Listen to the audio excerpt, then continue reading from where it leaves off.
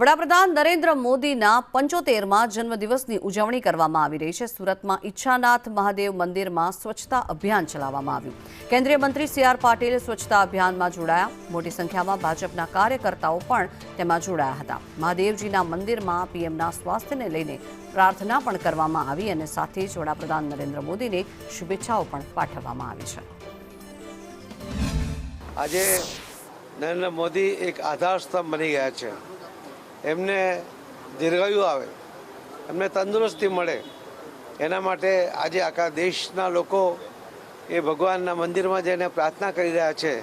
આજે સુરત શહેર એકમ પણ અને ગુજરાતમાં પણ દરેક જગ્યાએ કાર્યકર્તાઓ માનનીય પ્રધાનમંત્રી શ્રી નરેન્દ્ર મોદી સાહેબના દીર્ઘાયુ માટે અને તંદુરસ્તી માટે પ્રાર્થના કરી રહ્યા છે।